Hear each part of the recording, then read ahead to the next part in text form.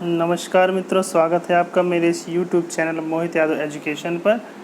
इस चैनल पर मैं आपका स्वागत करता हूं। आज जो इस वीडियो में आपको बताने जा रहा हूं NHPC में जो वैकेंसी है उसके बारे में। तो NHPC जो है वो होता है, वो NHPC का ऑफिस जो मेन होता है वो आपको हरियाणा में देखने को मिलता है। ये एक मिनी रत्ना कंपनी है जो कि हाइडल पावर प्लांट को डिज़ाइन करती है, उसको कभी कभी उसका इरेक्शन करती है, का ऑपरेशन का काम इन सभी कामों में होता है। NHPC का मतलब हाइडल पावर प्लांट संबंधित ये जॉब होती है। इसके जो वर्क साइट है ऑल इंडिया है, आपको ऑल इंडिया वर्क मतलब वो जॉब लोकेशन हो सकती है। तो शुरुआत करते हैं, देखिए आपको बता देता हूँ। तो जो इसमें वैकेंसी आई है वो मुख्य वैकेंसी है। सबसे पहले आप देखिए जो इसकी स्टार्टिंग डेट है, वो स्टार्टिंग डेट आपकी जो है वो 1 सितंबर 2021 से है। और इसकी जो लास्ट डेट है वो जो लास्ट डेट आपको मिल जाएगी 30 सितंबर 2021। मतलब सीधे सीधे आपको 1 महीने का समय दिया गया है, 1 सितंबर से लेकर के 30 सितंबर तक। तो आज आपको जो डेट है वो 3 सितंबर है, उसके हिसाब से आपको अपनी तैयारी कर लेनी चाहिए। ठीक, तो आपको फॉर्म अप्लाई करने के लिए देखिए आखिरी टाइम फॉर्म अप्लाई करते समय अक्सर सर्वर की समस्या हो जाती है, इसीलिए आपको जितना जल्दी हो सके वो फॉर्म अप्लाई कर देना चाहिए। अगर हम लोग देखें इसमें किस किस चीज़ की वैकेंसी है, तो इसमें जो वैकेंसियाँ आई हैं वो है आपको देखने को मिलेंगी। वो है सीनियर मेडिकल ऑफिसर की है, जिसके वेतन मान दिया हुआ है 60,000 से लेकर 1,80,000 तक का। और इसके लिए जो क्वालिफ़िकेशन मांगी गई है MBBS डिग्री मांगी है। इसके अलावा एक्सपीरियंस भी मांगा गया है 2 साल का। और इसमें जो टोटल पोस्ट है वो 13 हैं। ठीक, और जो असिस्टेंट राजभाषा की भी सीटें आई हैं, इसमें मास्टर डिग्री मांगी गई है हिंदी विथ इंग्लिश, और या फिर इसके अलावा इंग्लिश विथ हिंदी। ठीक, मतलब क्या होता है हिंदी और इंग्लिश और हिंदी, इस तरह से मांगा गया है आपको। इसमें जो टोटल वैकेंसी है 7 हैं। हमारा उद्देश्य जो आपको बताने का है वो यहाँ पर है जूनियर इंजीनियर वैकेंसी। देखिए जूनियर इंजीनियर वैकेंसी इसमें सिविल की है, ठीक, इलेक्ट्रिकल की है और मैकेनिकल की है। तीन वैकेंसियाँ हैं मेनली। ठीक, इन सब का जो वेतनमान है वही 29,600 से लेकर 1,19,500 है। मतलब ये आपका जो बेसिक शुरू होगा वो 29,600 से शुरू होगा। ठीक, इसके अलावा इस पर आपको जो DA मिलेगा और अदर अलाउंसेस मिलेंगे। इसके लिए देखिए तीनों के लिए क्या मांगा हुआ है। तीनों के लिए मांगा हुआ है जो एसेंशियल क्वालिफिकेशन है वो है full time regular diploma in civil engineering from government और government recognised institute with minimum 60% marks और इक्विवेलेंट ग्रेड। कहने का मतलब यह है कि आप अगर सिविल के लिए अप्लाई करते हैं तो आपको सिविल में डिप्लोमा होना चाहिए। ठीक, फुल टाइम रेगुलर डिप्लोमा कहा है इन्होंने। अगर इलेक्ट्रिकल में अप्लाई करते तो इलेक्ट्रिकल का डिप्लोमा चाहिए, अगर आप मैकेनिकल का अप्लाई करते तो मैकेनिकल का डिप्लोमा होना चाहिए मिनिमम 60% के साथ। इससे कम परसेंट पे नहीं माना जाएगा। और आपका जो कॉलेज होना चाहिए तो गवर्नमेंट होना चाहिए, तो गवर्नमेंट रिकॉग्नाइज्ड होना चाहिए। मतलब कहने का मतलब है जो प्राइवेट कॉलेज से आप डिप्लोमा करते हैं वो भी इसमें एलिजिबल है, क्योंकि वो जो प्राइवेट कॉलेज है तो वो भी गवर्नमेंट द्वारा रिकॉग्नाइज्ड होते हैं। ठीक, तो इसमें जो सीटें हैं, जो सिविल की सीटें हैं वो टोटल 68 सीटें हैं। कैटेगरी वाइज इन्होंने बांट के दिखाया है नीचे कि SC की 11 है, ST की 4, OBC 19, EWS की 6 और रिजर्व 28 सीटें हैं। अगर इलेक्ट्रिकल की बात करें तो इलेक्ट्रिकल में जो टोटल वैकेंसी है वो 34 है, जिसमें और बैकलॉग वैकेंसी जो है वो SC की है 1 सीटें हैं। और करंट ईयर की जो वैकेंसी है उसमें SC की 4 है, ST की 3 है, OBC की 8 है, EWS की 3 है, अनरिजर्व 15 सीटें हैं। अगर मैकेनिकल की बात करें तो मैकेनिकल में टोटल 31 सीटें हैं, जो कैटेगरी वाइज बांटने पर SC की 5, ST की 2, OBC की 6, EWS की 3 और अनरिजर्व की 15 सीटें देखने को मिलती हैं। ठीक, इसमें जो मैक्सिमम एज 30 साल है। ठीक, मतलब अगर आपका डेट ऑफ बर्थ तो इस प्रकार से है कि वो 30 साल से कम है तो आप इसके लिए अप्लाई कर सकते हैं। ठीक, इसमें जो डेट आपके मतलब मांगी जाएगी वो एप्लीकेशन के समय जो लास्ट डेट है, मतलब जो एप्लीकेशन स्टार्टिंग डेट है उस डेट से आप 30 साल से मतलब अंदर होने चाहिए। ठीक, उसके बाद आप अप्लाई कर सकते हैं। इसके अलावा इसमें सीनियर अकाउंटेंट की भी सीटें हैं, जिसकी ग्रेड पे जो है जिसमें जो बेसिक पे स्केल है वो लगभग JEE के बराबर भी है। इसमें इंटरमीडिएट CA और CMA माना गया है। साथ में जो पास हैं वही अप्लाई कर सकते हैं। जो इस ऊपर तीनों जेई की वैकेंसियां हैं, सिविल, इलेक्ट्रिकल, मैकेनिकल, इन्होंने जो है AutoCAD will be added advantage, मतलब अगर आपने ऑटो कैड कर रखा है तो आपको एडवांटेजियस होगा। इसका मतलब ये नहीं है कि अगर आपने ऑटो कैड नहीं कर रखा है तो आप अप्लाई नहीं कर सकते हैं, आप अप्लाई कर सकते हैं, ठीक। लेकिन अगर आपने ऑटो कैड कर रखा है तो आपको थोड़ा सा एडवांटेज मिलेगा। अब कैसा एडवांटेज मिलेगा ये इन्होंने इसमें नहीं बताया है, ठीक। आगे बढ़ते हैं तो ये आपके हो गए ना टोटल नंबर ऑफ सीट। इसमें नीचे आपने ये नीचे दिया हुआ है कि अगर आप PWD कैंडिडेट है, मतलब आपको किसी प्रकार की डिसेबिलिटी, आप दिव्यांग अभ्यर्थी है, तो किस की दिव्यांगता आपके लिए एलिजिबल है, मतलब किस के तरह के लोग अप्लाई कर सकते हैं, किस प्रकार की दिव्यांगता एप्लीकेबल है। तो देखिए इसमें जो जेई के लिए है इसमें कैटेगरी BD-H, ठीक। तो इसमें जो OA, OL, LC, DW, AA ये सब दे रखा है, और कैटेगरी D और E के लिए जो दिया है combination of category B and C दिया हुआ है। तो जो विकलांग होते हैं वो इसको अच्छे से समझ सकते हैं, तो अपनी कैटेगरी के अनुसार आप देख लीजिए, अगर आप एलिजिबल हैं तभी अप्लाई करें। आगे बढ़ते हैं तो इन्होंने देखिए दिया है कंपनसेशन पैकेज। कंपनसेशन पैकेज क्या होगा, तो देखिए इन्होंने कहा था company offers attractive compensation packages compromising basic पे देखिए आपका जेई के लिए जो बेसिक पे है वो यहाँ पे आप देखें हो कितना है, 29,600 है। तो वही 29,600 आपका बेसिक पे होगा। उसके अलावा इसमें और क्या दिया, डियरनेस अलाउंस, मतलब डीए जो वर्तमान में 28% चल रहा है, मतलब आपको बेसिक का 28% बढ़ के मिलेगा। इसके अलावा HRA, cafeteria allowance, performance related pay, medical facility, social security benefits including PF, pension, gratuity, ये सब भी मिलेंगी, मतलब इन सबको भी सैलरी में प्राविधान रहेगा।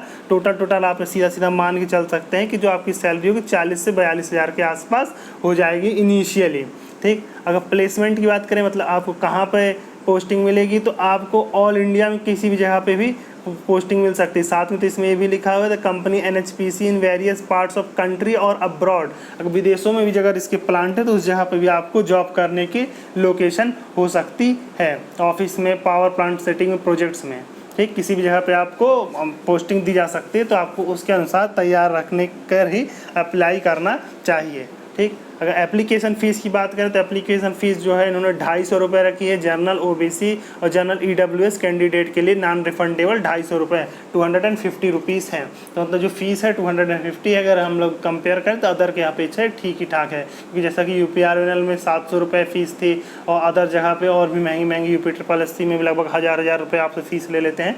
तो फ़ीस के कंपेरिजन में ये लगभग ठीक ही है, फ़ीस रखी है। SC, ST, PWD, ex serviceman category के इन सब के लिए फ़ीस कोई भी क्या फ़ीस नहीं रखी है इन्होंने, तो ये इन लोग के लिए फॉर्म फ्री है, तो अप्लाई कर सकते हैं। किसी प्रकार के हेल्प डेस्क अगर आपको चाहिए तो उसके लिए देखिए नीचे उन्होंने ईमेल ID दे रखी है और हेल्प डेस्क का नंबर भी दे रखा है, ठीक। अब कैसे अप्लाई करना है, तो अप्लाई करने के लिए आपको www.nhpcindia.com पर जाना है, और वहाँ पे कैरियर पोर्टल होगा, कैरियर पॉइंट है, उस पर क्लिक करेंगे तो वहाँ पे आपको रजिस्ट्रेशन का आ जाएगा। तो आप रजिस्ट्रेशन अपने ईमेल ID और मोबाइल नंबर, ध्यान रखें यहाँ पे एक ईमेल ID और एक मोबाइल नंबर का हमेशा रखा करिए, और सारे फॉर्म उसी से फिलअप किया करिए। तो उस नंबर को हमेशा ही आप रेडी रखा करिए, मतलब हमेशा उसको वर्किंग में रखा करिए, क्योंकि आजकल क्या है अगर कुछ दिन तक आप यूज़ नहीं करते तो आपका मोबाइल नंबर बंद हो जाता है, इसलिए आपको उसको हमेशा चालू रखना है। तो इस प्रकार का एक नंबर ले लीजिए जो आपको हमेशा काम में आता रहे, एक ईमेल ID भी ले लीजिए, और साथ को इंस्ट्रक्शन पढ़ते हुए फॉर्म भर देना है। साथ में आपको इन्होंने क्या किया है, जो अटैचमेंट लगाने हैं वो भी इन्होंने दे रखा है, तो जो स्कैन्ड कॉपी चाहिए वो भी पहले से आप रख लीजिए, जैसे मैट्रिकुलेशन सर्टिफिकेट चाहिए होगा डेट ऑफ बर्थ के लिए, और क्या है मार्कशीट, जितना पूरा सेट है आपकी मार्कशीट का, उन सब क्वालिफिकेशन के लिए आपको सारी मार्कशीट का सेट रखना है, मतलब आपको डिप्लोमा की जितनी मार्कशीट है उन सभी मार्कशीट का एक सेट बना करके स्कैन कर लीजिएगा, कैम स्कैनर या किसी अदर आप जो अभी आपके पास हो उसकी सहायता से स्कैन करके पूरा सेट बना सकते हैं। कास्ट सर्टिफिकेट चाहिए, यदि आपको अगर आपको अपनी कैटेगरी के अनुसार आपको रिजर्वेशन चाहिए तो उसका कास्ट सर्टिफिकेट भी लगाना पड़ेगा, ठीक। जैसे अगर OBC कैंडिडेट है, इसमें लिखा है कि आपका रजिस्ट्रेशन की डेट से 6 महीने से अधिक पुराना नहीं होना चाहिए। तो मतलब in case of OBC candidate the community certificate should have been issued within 6 month before the date of registration, मतलब डेट ऑफ रजिस्ट्रेशन कब है 1 सितंबर, तो इससे अधिकतम 6 महीने पुराना हो सकता है, मतलब सितंबर 6 माह पुराना, मतलब आप ये मान लीजिए कि मार्च के बाद का ही आपका सर्टिफिकेट होना चाहिए, ठीक, मार्च के बाद नहीं, सॉरी 1 फरवरी के बाद का आपका सर्टिफिकेट होना चाहिए, उसके पहले का सर्टिफिकेट मान्य नहीं होगा ओबीसी कैंडिडेट के लिए। और ये यहाँ भी ध्यान रखें कि ये आप क्योंकि सेंट्रल की जॉब के लिए अप्लाई करें तो आपका जो कास्ट सर्टिफिकेट, सॉरी आपका जो कम्युनिटी सर्टिफिकेट यानी ओबीसी सर्टिफिकेट होना चाहिए, वो सेंटर का होना चाहिए। 2 सर्टिफिकेट बनते हैं, एक उत्तर प्रदेश से अगर निवासी हैं तो आपको राज्य के लिए अलग बनता है और केंद्र की जॉब के लिए अलग बनता है, तो आपको केंद्र की जॉब वाला यहाँ पे बनाना है। और पीडब्ल्यूडी कैंडिडेट के डिसेबिलिटी सर्टिफिकेट की ज़रूरत है। फिर साथ में आपको फ़ोटो अपलोड करना है और एप्लीकेशन पोर्टल पे, साथ में आपको इसके बाद जब रजिस्ट्रेशन हो जाए तो उस रजिस्ट्रेशन को आपको उसको प्रिंट करके रख लेना फ्यूचर के लिए।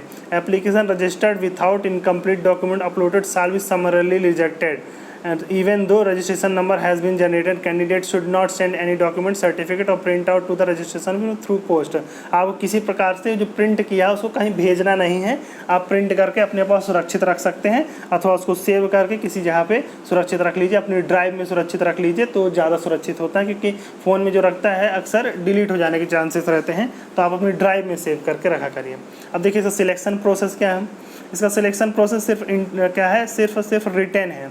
इसमें क्या है, the candidate register online with NHPC and have filled all requested information shall be provisionally allowed to appear in the computer based online test. देखिए इसमें कंप्यूटर बेस्ड होगा, मतलब ऑनलाइन टेस्ट होगा आपका, मतलब पेपर पे टेस्ट नहीं होगा, कंप्यूटर पे टेस्टिंग, कंप्यूटर वाला टेस्ट होगा।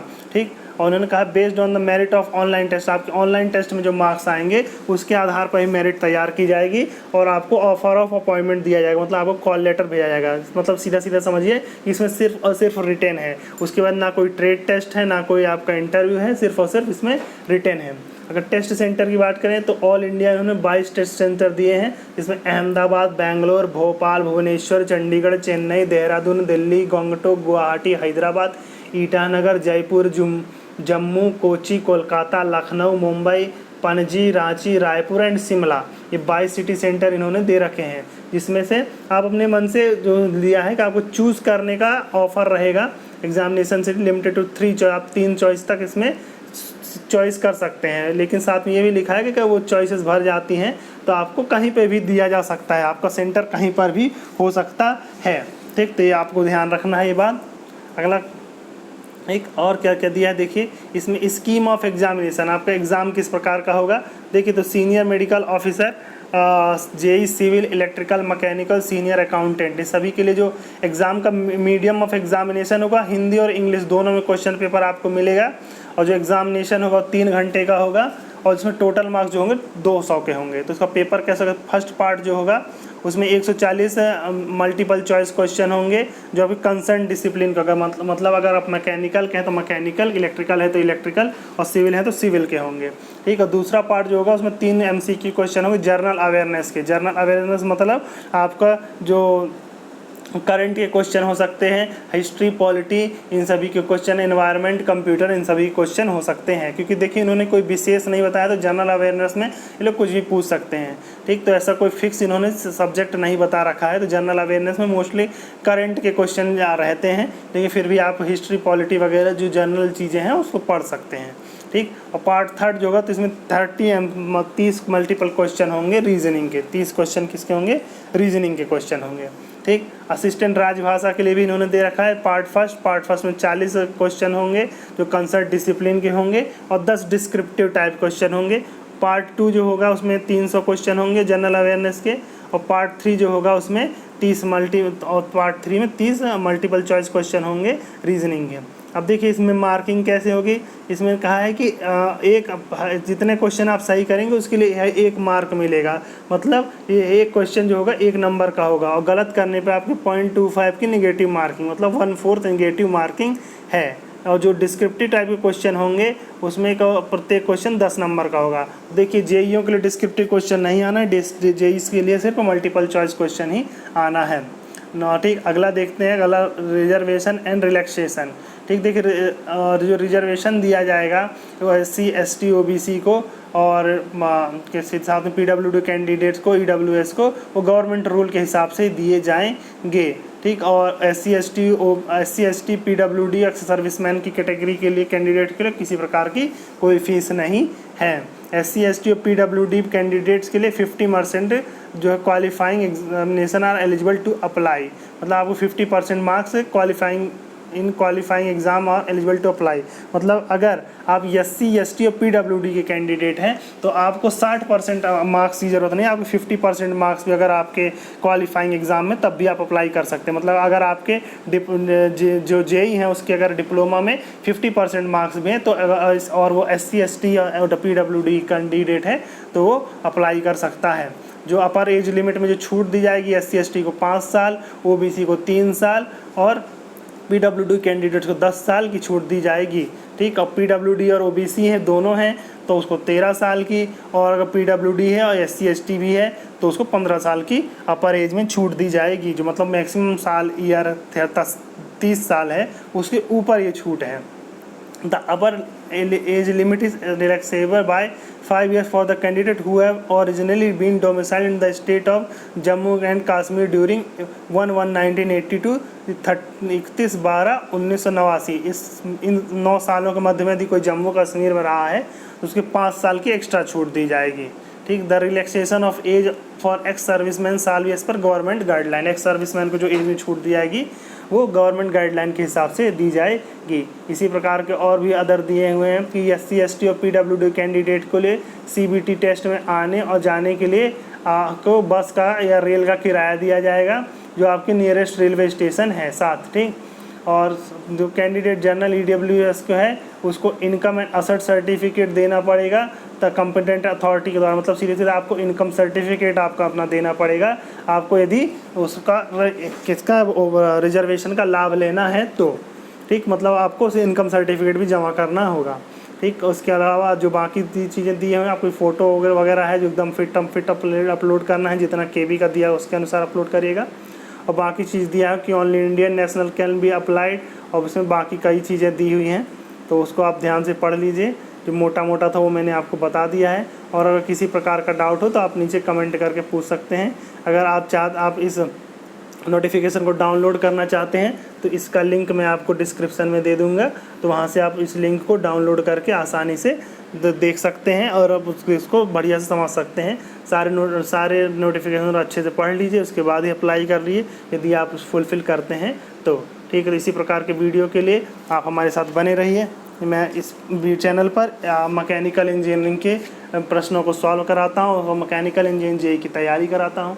यदि आपको इस प्रकार के वीडियोस चाहिए जिसमें मैकेनिकल इंजीनियरिंग क्वेश्चन हो जो सॉल्व कराया जा रहा हो तो आप हमारे लिंक में नीचे डिस्क्रिप्शन में दी हुई लिंक को क्लिक कर सकते हो। मैकेनिकल इंजीनियरिंग की तैयारी के लिए क्वेश्चंस को देख सकते हैं। इसके अलावा फ्लूइड मैकेनिक्स भी अगर आप पढ़ना चाहें तो उसका लिंक भी डिस्क्रिप्शन में मिल जाएगा। अगर हमारे टेलीग्राम चैनल को ज्वाइन करना चाहते हैं तो उसका लिंक भी आप डिस्क्रिप्शन में पा सकते हैं। तो फ्रेंड्स बने रहिए हमारे साथ, क्योंकि कोई भी लक्ष्य बड़ा नहीं, हारा वही जो लड़ा नहीं। धन्यवाद।